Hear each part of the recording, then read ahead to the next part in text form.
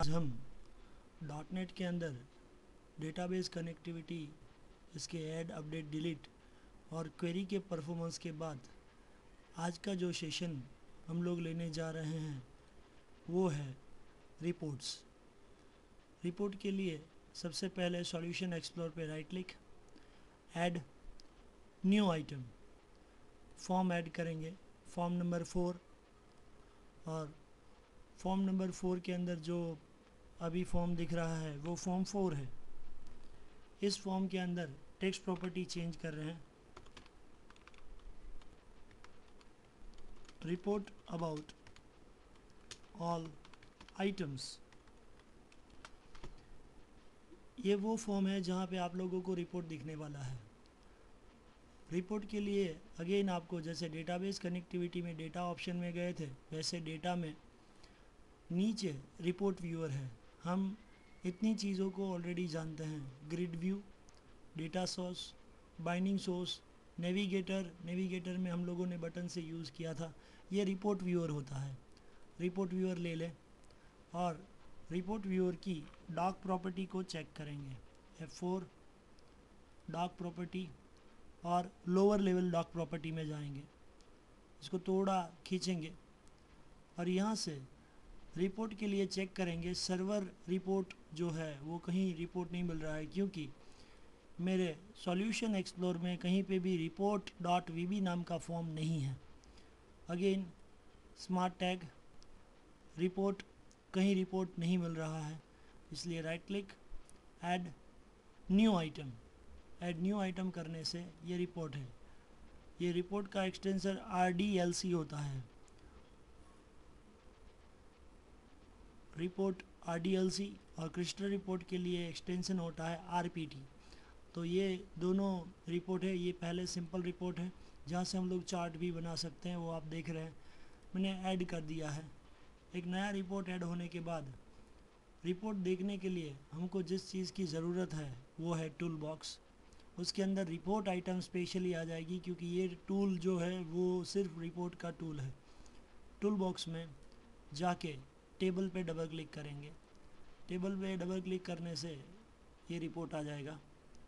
फिर उस रिपोर्ट को हम लोग नीचे की ओर थोड़े ले रहे हैं।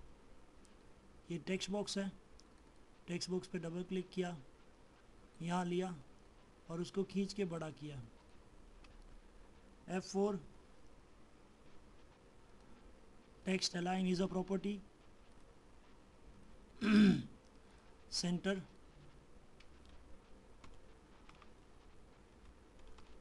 report about items. I am checking about background color,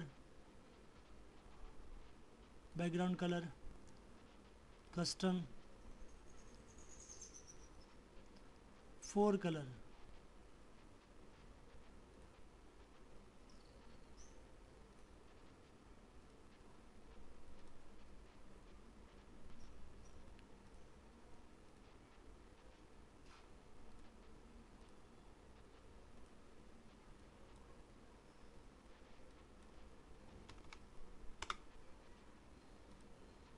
fine. Now data source, into data source, data set 1, data set 2, data set 3 होने के बाद यहाँ से हम लोग एक नया डेटा सोर्स ऐड करेंगे। यदि हम लोग पहले वाला डेटा सेट ले लेते हैं तो प्रॉब्लम हो सकता है, इसीलिए जब तक हो सके तब तक नए रिपोर्ट के लिए नए डेटा सेट को बनाते रहें। नया डेटा सेट चालू किया, वही फॉर्म विजार्ड आ चुका है। यहाँ से आप लोग दोनों काम कर सकते हैं। हमको item.mdf SQL सर्वर वाला जो था उसी को हम लोग सिलेक्ट कर रहे हैं। ये मेरी कनेक्शन स्ट्रिंग है, ये connection string is there. Connection string हम लोग कोडिंग में भी यूज़ करते हैं। नेक्स्ट, जैसे ही नेक्स्ट करेंगे वो मुझे पूछा जाएगा कि ये ऑन चाहिए या नहीं चाहिए। इसको हम लोग ऑफ़ कर देते हैं। नेक्स्ट,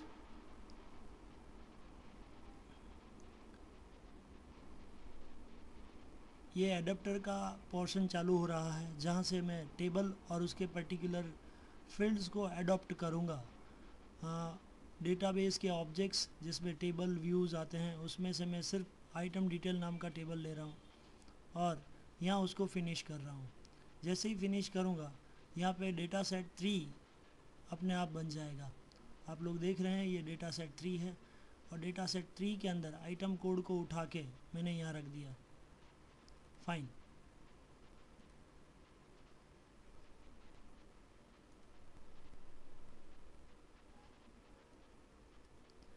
आइटम नेम को उठा के मैंने यहाँ रख दिया। आइटम प्राइस को उठा के मैंने यहाँ रख दिया। पहली रो सिलेक्ट की, यहाँ से रो सिलेक्शन हो रहा है। रो सिलेक्शन करने के बाद प्रॉपर्टी में जाके टेक्स्ट अलाइन प्रॉपर्टी है, टेक्स्ट अलाइन प्रॉपर्टी में थोड़ा सेंटर करेंगे। ये तीनों का बैकग्राउंड कलर हम लोग चेंज करेंगे। Background colour I am providing that is light yellow colour, ठीक है। फॉन्ट साइज इसकी 12 पॉइंट।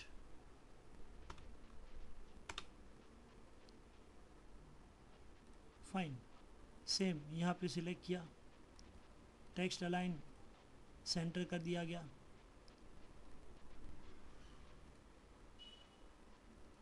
यहाँ पे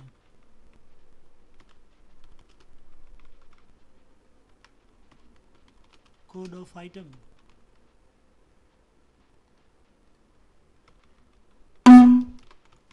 नेम ऑफ आइटम,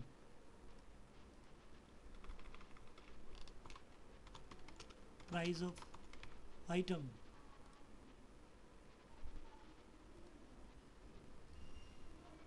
इसको बंद किया। report1.rdlc सेव किया गया।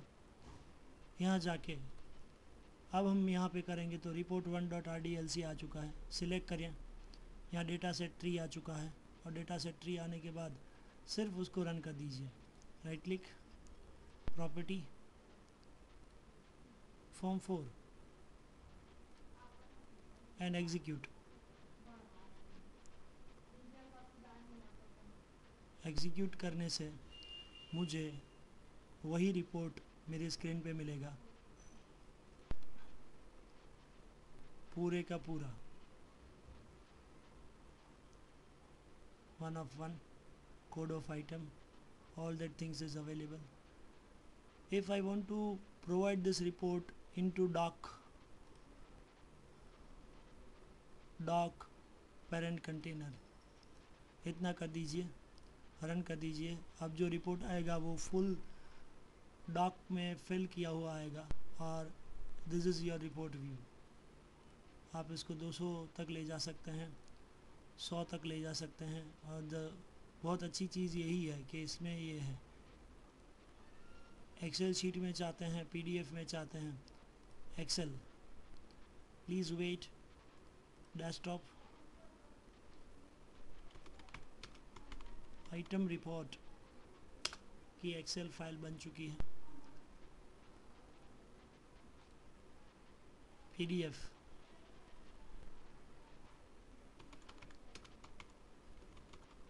आइटम रिपोर्ट की पीडीएफ फाइल भी बन चुकी है। इसको बंद कर दीजिए, प्रोजेक्ट को मिनिमाइज कीजिए। आप देख रहे हैं आइटम रिपोर्ट नाम की एक्सेल फाइल, डबल क्लिक करने से वो फाइल खुल रही है एक्सेल में और वो उसका एक्सेल डेटा आ चुका है। सेम उसका पीडीएफ फॉर्मेट, यदि आपको तुरंत उसी टाइम पे प्रिंट नहीं लेनी है तो आप उसकी पीडीएफ फाइल बना लीजिए और बाद में कभी भी आप उसका प्रिंट निकाल सकते हैं। ये आपके रिपोर्ट की पीडीएफ फाइल है। तो ये लेक्चर से आपने फ्रेंड्स ये देखा कि किस तरह से रिपोर्ट बनाया जाता है, रिपोर्ट के अंदर किस तरह से काम किया जाता है और उसको अलग अलग फॉर्मेट में किस तरह से एक्सपोर्ट किया जाता है। Thank you very much here Abhijit Jadeja that provide this VB.NET content extremely by wizard property. Without writing a single line code, you can create this report. This is not a crystal report, this is simple report. Thank you very much all.